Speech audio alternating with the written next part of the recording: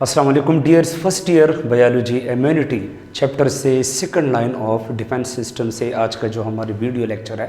वो एक white blood cell के बारे में है जिसको हम नेचुरल किलर सेल कहते हैं। ठीक है, अच्छा, इससे पहले एक चीज़ जहन में याद रखें ना कि एक्चुअली आप लोगों ने लिम्फोसाइट्स के बारे में सुना होगा। Lymphocytes actually specialise white blood cells होते हैं जिसमें 3 तरह के वाइट ब्लड सेल्स आते हैं। लिम्फोसाइट्स में एक आता है टी लिम्फोसाइट जिसको शॉर्टकट हम टी सेल भी बोलते हैं। लिम्फोसाइट्स में एक आता है बी लिम्फोसाइट या शॉर्टकट इसको बी सेल भी हम बोलते हैं, जबकि एक इसमें आता है नेचुरल किलर सेल। अब ये बात बड़े गौर से सुनिएगा माय डियर्स कि लिम्फोसाइट्स में जो टी और बी लिम्फोसाइट्स है ना, इसको मैंने नाम दिया है ट्रेंड। उसका वजह यह है कि ये दोनों lymphocytic white blood cell belong करते हैं third line of defence system के साथ, और जो नेचुरल किलर सेल है ये अनट्रेंड लिम्फोसाइट्स है और ये बिलोंग करता है सेकंड लाइन के साथ। ये जो थर्ड लाइन के जो वाइट ब्लड सेल्स है ना, मीन टी और बी लिम्फोसाइट्स ना, ये बड़े आपके पास ट्रेंड होते हैं, एक्सपर्ट्स होते हैं, क्योंकि इसके पास मेमोरी सेल्स होते हैं। मतलब टी सेल के पास भी होती है मेमोरी सेल जिसको टी मेमोरी सेल कहते हैं, जबकि बी लिम्फोसाइट्स के पास जो मेमोरी सेल्स होते हैं उसको बी मेमोरी सेल्स कहा जाता है। इसको ट्रेंड हम इसलिए बोलते हैं, लेट्स सपोज अगर एक मरतबा हमारी बॉडी में कोई जर्म आ जाए, वायरस बैक्टीरिया आ जाए और उसको बॉडी के अंदर ये ट्रेंड लिम्फोसाइट्स किल करे टी या बी सेल, अगर वही जर्म एक अरसे के बाद, 1 महीने के बाद या 2 मंथ के बाद या कुछ वीक्स के बाद अगर वो दोबारा हमारी बॉडी पे अटैक करे और दोबारा हमारी बॉडी में इंटर हो जाए ना, तो टी और बी लिम्फोसाइट्स को मेमोरी सेल्स की मदद से ऑलरेडी इंफॉर्मेशन है कि यार इसको तो हमने कुछ टाइम पहले बॉडी के अंदर ख़त्म किया था, ये बदबख्त दोबारा बॉडी के अंदर इंटर हुआ है। लेकिन जो नेचुरल किलर सेल है इसको ये मालूमात नहीं होती है। अगर नेचुरल किलर सेल एक मरतबा एक वायरस को मारे और दोबारा सेम वायरस बॉडी पे अटैक करे तो नेचुरल किलर सेल को दोबारा ये इंफॉर्मेशन ही नहीं होगा कि मतलब इसको तो मैंने इससे पहले मारा भी था, क्योंकि नेचुरल किलर सेल के पास कोई मेमोरी नहीं है, इसके पास कोई मेमोरी सेल्स मौजूद नहीं होते हैं, लिहाजा इसको हम अनट्रेंड लिम्फोसाइट्स कहते हैं। ये पॉइंट जहन में याद रखिएगा। आप लोगों ने ये तो पढ़ा होगा ना, जो second line of defence system है ये नॉन स्पेसिफिक है, क्योंकि इसके अंदर जो वाइट ब्लड सेल्स होते हैं वो अगर एक जर्म को मारता है ना तो एक जर्म में हर किस्म के जर्म को मारता है, इसमें कोई स्पेसिफिसिटी शो नहीं होती है। तो लिहाजा जो नेचुरल किलर सेल्स होते हैं ये भी तो सेकंड लाइन में आता है, तो इसको हम नॉन स्पेसिफिक लिम्फोसाइट्स बोलते हैं, क्योंकि जो नेचुरल किलर सेल्स होते हैं इसकी जो स्पेशलाइजेशन है ना वो मोस्टली एंटी वायरल होती है। तो अब ये वायरस में ये नहीं कि बस ये सिर्फ स्पेसिफिक वायरसेस को मारते हैं बाकी वायरसेस को ये माफ करते हैं, नहीं। अगर बॉडी में वायरसेस में हर तरह का वायरस आएगा तो ये उस वायरस के खिलाफ एक्शन लेगा और उस वायरस के खिलाफ बॉडी में फाइट करके उसको किल करेगा। और वायरस के खिलाफ इसकी हथियार जो है वो कैंसर सेल के खिलाफ भी इस्तेमाल होता है। तो जब भी आपकी बॉडी में कोई कैंसर हो, अल्लाह ना करे, तो इसी कैंसर के खिलाफ जो natural killer cell white blood cells होते हैं ये भी एक्टिव होगा और इसका प्रोडक्शन रेट बहुत ज़्यादा होगा। So natural killer cells anti viral के साथ साथ एंटी कैंसरस भी है। बैक्टीरिया के खिलाफ इसकी जो एक्टिविटी है ना, तो एंटी बैक्टीरियल एक्टिविटी इसकी वाइट ब्लड सेल में हमें बहुत ज़्यादा कम देखने को मिलती है। अब मैं आपको डायग्नोमेटिकली कंसेप्ट के ज़रिए से आपको एक ज़बरदस्त किस्म का एक्सप्लेनेशन देता हूँ, डिस्क्रिप्शन देने जा रहा हूँ कि आप लोगों ने कैसे सीखना है कि जब भी आपकी बॉडी में कोई वायरस आएगा तो उस वायरस के खिलाफ नेचुरल किलर सेल कैसे फाइट करेगा और वो कैसे इस वायरस को किल करेगा।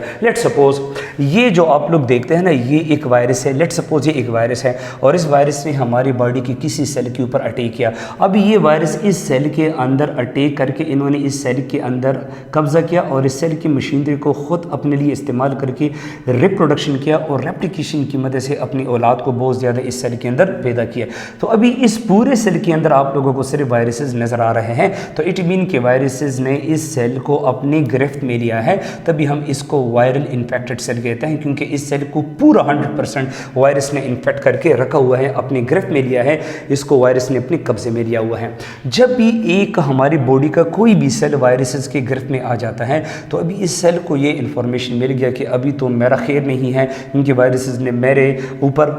हमला किया और अभी मेरे अंदर बहुत ज़्यादा वायरसेस मौजूद होता है। तो इस वायरसेस के रिएक्शन में या इस वायरसेस को रिस्पांस देते हुए ये जो वायरल इन्फेक्टेड सेल्स होते हैं ये पहला काम ये करेगा कि ये एक केमिकल को सिक्रेट करेगा जो बहुत ही इंपॉर्टेंट केमिकल है, इसको हम इंटरफेरॉन अल्फा बोलते हैं या अल्फा इंटरफेरॉन बोलते हैं। तो जब भी viral infected cell interferon alpha नाम से केमिकल को सिक्रेट करेगा तो अब ये इंटरफेरॉन आएगा और एक वाइट ब्लड सेल के पास, जो आज का हमारा टॉपिक भी है नेचुरल किलर सेल, इसी नेचुरल किलर सेल के सरफेस के ऊपर इसी इंटरफेरॉन केमिकल के लिए रिसेप्टर है जिसको आप लोग ब्लैक मार्कर से देख रहे हैं, इसको हम इंटरफेरॉन रिसेप्टर्स का नाम देते हैं। और ये जो स्टार शेप आप लोग जो मॉलिक्यूल आप लोगों को नज़र आ रहा है, आप इमेजिन करें कि ये अल्फ़ा इंटरफेरॉन है, तो ये अल्फ़ा इंटरफेरॉन जाकर नेचुरल किलर सेल की सरफेस पे जो इंटरफेरॉन रिसेप्टर है इसके साथ अटैच हो जाता है। तो जब भी इंटरफेरॉन रिसेप्टर के साथ इंटरफेरॉन फ्यूज़ होगा, अटैच होगा, तो नेचुरल किलर सेल को एक पैगाम मिल जाएगा, इसको कुछ इंस्ट्रक्शंस मिल जाएंगे,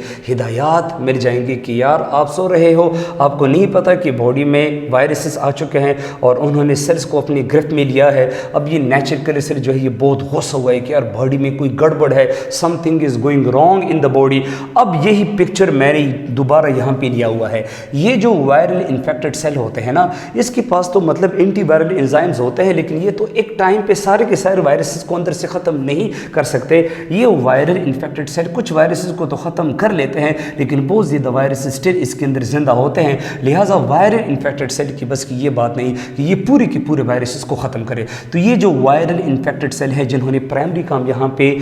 इंटरफेरॉन अल्फा के नाम से केमिकल को सिक्रीट किया था, लेकिन दूसरा सेकेंडरी फंक्शन इसका ये होगा कि ये एक मॉलिक्यूल है जिसको आप लोग यहाँ पे वाई शेप की मदद से देखते हैं, जिसको हम MHC1 का नाम देते हैं, मेजर हिस्टो कंपेटिबिलिटी। याद रखिए ये जो MHC1 है ना, मेजर हिस्टो कंपेटिबिलिटी, ये आप लोगों को सारे के सारे जितने भी न्यूक्लिएटेड सेल्स हैं, न्यूक्लिएटेड सेल का मतलब ये है जिस सेल के अंदर न्यूक्लियस होता है उसके सरफेस पे आप लोगों को MHC1 नज़र आएगा, जिसमें एक एक्सेप्शन है कि जो एरिथ्रोसाइट्स होते हैं, मैच्योर रेड ब्लड सेल, तो वो तो नॉन न्यूक्लिएटेड होते हैं, तो उसके सरफेस पे आपको MHC1 नज़र नहीं आएगा। मैं न्यूक्लिएटेड सेल की बात कर रहा हूँ। तो वायरल इन्फेक्टेड सेल भी तो न्यूक्लिएटेड सेल है, तो ये इसी MHC1 मॉलिक्यूल की मदद से एक दूसरा काम ये करेगा कि इन्होंने जिस वायरसेस को कुछ हद तक ख़त्म किया है, तो याद रखिए वायरसेस तो एक पैथोजन है और पैथोजन के सरफेसेस पे आप लोगों को कुछ मॉलिक्यूल नज़र आएंगे जिसको एंटीजेंस कहते हैं। ये एंटीजन जो पैथोजेंस के सरफेस पे होते हैं, इसकी मिसाल ऐसे है कि जब भी हमने किसी चोर की आइडेंटिफिकेशन करनी होती है,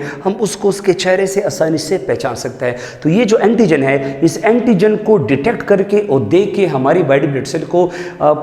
एकदम आइडेंटिफिकेशन हो जाती है कि ये बॉडी में जर्म आया है या ये वायरसेस आया है, तो ये वायरसेस में फिर कौन सा वायरसेस आया है। अगर बैक्टीरिया आया है तो ये बैक्टीरिया में कौन सा बैक्टीरिया आया है। तो अब ये पॉइंट आप जहन में याद रखें कि जब भी ये MHC1 मॉलिक्यूल की मदद से जो वायरल इन्फेक्टेड सेल होते हैं, ये कुछ वायरसेस के एंटीजन को इस वाइट ब्लड सेल के लिए सरफेस पर ऐसे डिस्प्ले करेगा कि देखें ना नेचर किलर सेल, तुसी आ जाओ, ज़रा इधर आ जाओ, क्योंकि नेचुरल किलर सेल को तो इंटरफेरॉन केमिकल की मदद से तो हमने एक्टिवेट किया है ना, तो एक्टिवेशन के बाद ये आएगा और जो वायरल इन्फेक्टेड सेल ने MHC1 मॉलिक्यूल की मदद से जिस एंटीजन को सरफेस पे डिस्प्ले किया, इस एंटीजन के साथ बाइंड करेगा और इस एंटीजन को डिटेक्ट करके नेचुरल किलर सेल जो है ये और भी एग्रेसिव मोड में आएगा कि यार बॉडी में तो वायरसेस है, अब इसके खिलाफ मैंने लड़ना है। तो अब नीचे आप लोग देखें कि जब भी नेचुरल किलर सेल इस एंटीजन को डिटेक्ट करके इसको मालूमात फराहम हो जाती है कि बॉडी के अंदर तो वायरस है, अब ये natural killer cell viral infected cell को